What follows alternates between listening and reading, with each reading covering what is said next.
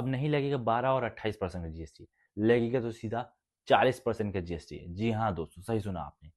आज हम बात करेंगे जीएसटी 2.0, या जिसे हम लोग नेक्स्ट जेन जीएसटी के नाम से भी जान रहे हैं।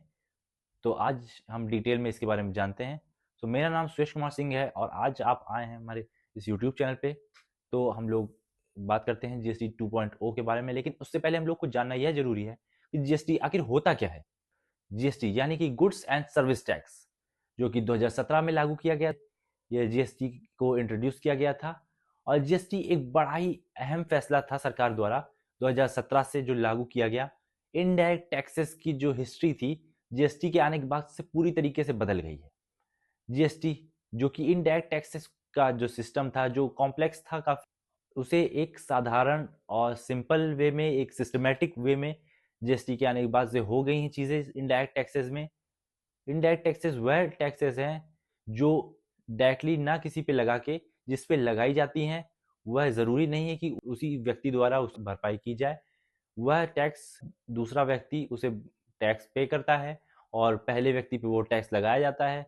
तो यह इनडायरेक्ट टैक्स प्रणाली है जिसपे जिस आदमी पे वो टैक्स लाइबिलिटी लगती है, जरूरी नहीं कि वह आदमी ही उसे भरे। और डायरेक्ट टैक्स बता दूं क्या होता है। जो डायरेक्ट टैक्सेस वह टैक्स होते हैं कि जिस पे लगाए जाते हैं उसी आदमी को उसे भरना पड़ता है, जैसे कि इनकम टैक्स एक तरीके का डायरेक्ट टैक्स हो गया। तो अब हम बात करें कि जीएसटी 2017 में जो आया था, चीजें थी वह किस प्रकार से काम कर रही थी जीएसटी में। पहले जीएसटी में 4 तरीके के जीएसटी स्लैब है अभी तक। वह 5% हो गया, 12%, 18% और 28%।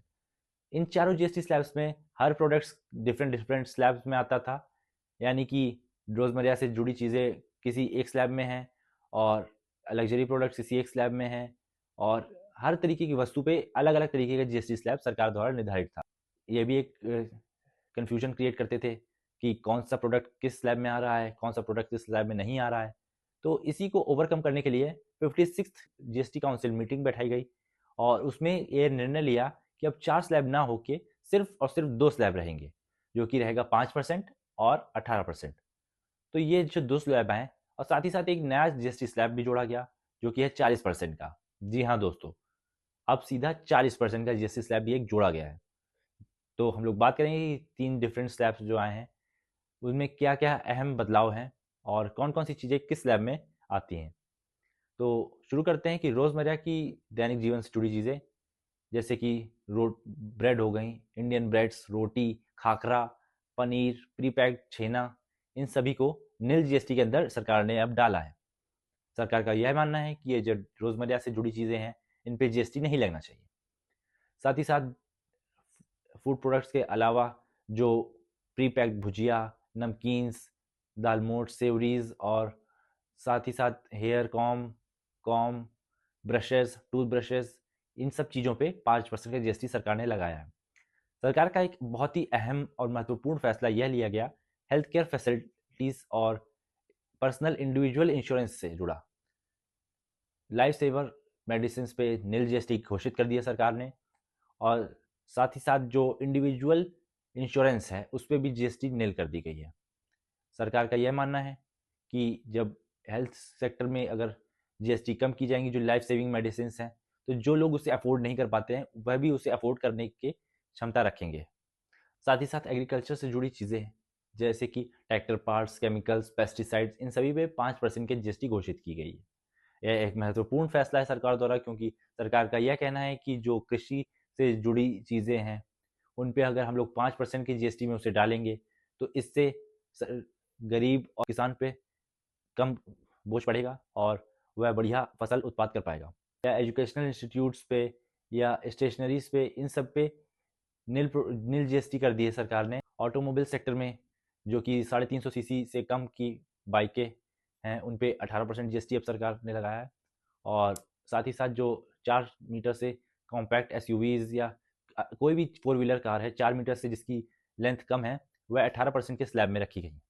इंफ्रास्ट्रक्चर को बूस्ट देने के लिए सरकार ने इंफ्रास्ट्रक्चर या बिल्डिंग मटेरियल्स पे भी जीएसटी कट ऑफ किया है। सीमेंट जो कि पहले 28% के जीएसटी स्लैब में आती थी, वह उसे अब 18% के जीएसटी स्लैब में डाल दिया गया है। मार्बल्स, ब्रिक्स, इन सभी को 5% के जीएसटी स्लैब में डाला। इसी के साथ हम लोग बात करेंगे कि जीएसटी का जो नया रिफॉर्म आया है इससे कुछ इसके डीमेरिट्स भी रहेंगे। सरकार का रेवेन्यू जो है वो काफ़ी कम हो जाएगा, जो कि जीएसटी आने के पहले सिर्फ 61 लाख टैक्स पेयर्स थे। वह जीएसटी आने के बाद 2017 के बाद से 1,55,00,000 जीएसटी टैक्स पेयर्स या इनडायरेक्ट टैक्स पेयर्स की वृद्धि हुई है। तो एक सरकार को बहुत ही इसका फ़ायदा मिल रहा था टैक्स कलेक्शन सिस्टम में जीएसटी का आने से। और अब 4 स्लैब्स में 2 स्लैब्स कम हुए हैं। इससे सरकार को एक बहुत ही बड़ा रेवेन्यू में लॉस होगा, जो कि अंदाज़न 43,000 करोड़ से लेकर 93,000 करोड़ तक का हो सकता है। तो देखते हैं सरकार का ये जो फैसला है कि क्या क्या फ़ायदे नुकसान उसके रहेंगे। एक नया टैक्स स्लैब जो 40% का स्लैब है उसे भी जोड़ा गया है।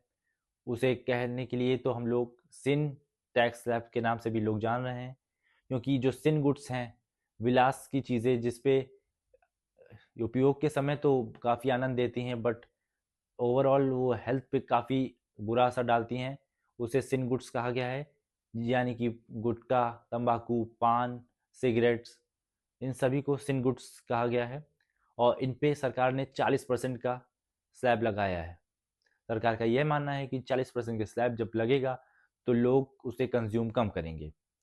साथ ही साथ लग्जरी प्रोडक्ट्स पे भी 40% का स्लैब डाला गया है, जैसे कि लग्जरी बोट्स, याचेस, कार्स जो कि 4 मीटर से बड़ी हैं, उन पे 40% का जीएसटी स्लैब डाला गया है। कई लोगों का यह भी सोचना हो सकता है कि जो अगर 40% का जीएसटी स्लैब डाला गया है, जो कि पहले 28% था कार्स जो कि 4 मीटर से बड़ी हैं, या लग्जरी प्रोडक्ट्स पे, तो यह बता दूं कि पहले जो था सेस लगता था, पर अब जो नया रिफॉर्म आया है जीएसटी का, इसके बाद से सेस को पूरी तरीके से ख़त्म कर दिया गया है लग्जरी कार्स पे या और हर तरीके की कार्स पे सेस का रोल पूरा ख़त्म कर दिया गया है। और सिर्फ एक स्लैब लिया जाएगा 40% का जीएसटी स्लैब। तो उससे आम जनता को और कंज्यूमर्स को टैक्स कम देना पड़ेगा। और साथ ही साथ ये भी बता दें कि सरकार जो नया टैक्स रिफॉर्म लाया है जीएसटी में, इसे 22 सितंबर 2025 से लागू करेगा। नवरात्रि का पहला दिन भी है। सरकार का तो यह भी मानना है कि ये जो नया जीएसटी रिफॉर्म आया है, यह एक तरीके से दिवाली गिफ्ट रहेगा लोगों के लिए, क्योंकि जैसे ही जीएसटी के स्लैब्स में कमी आई और हर प्रोडक्ट पे टैक्स कट हुआ, तो इससे जो रोज़मर्रा की चीज़ें हैं वो मोर अफोर्डेबल हो जाएंगी और लोग उसे ज़्यादा से ज़्यादा कंज्यूम कर पाएंगे। और आने वाला समय है त्योहारों का, नवरात्रि है, दिवाली है, तो कंज्यूमर की कैपेसिटी इंक्रीज़ होगी, टैक्सेस कम होंगे, तो लोग ज़्यादा कंज्यूम कर पाएंगे। इससे इंडस्ट्रीज़ का भी प्रॉफिट होगा, लोग ज़्यादा कंज्यूम करेंगे तो गुड्स उनके जो सप्लाई होगी वो इंक्रीज़ होगी, प्रोडक्शन इंक्रीज़ होगा।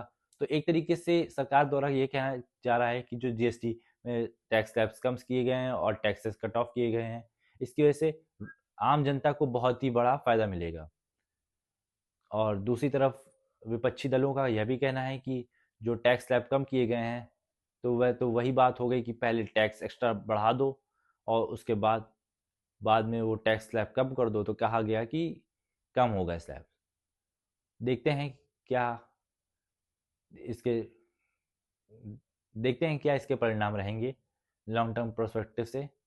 धन्यवाद। मेरा नाम सुरेश कुमार सिंह है और जुड़े रहिए हमारे इसी चैनल के साथ और कमेंट सेक्शन में ज़रूर बताइए कि आपको ये कैसा लगा वीडियो। धन्यवाद।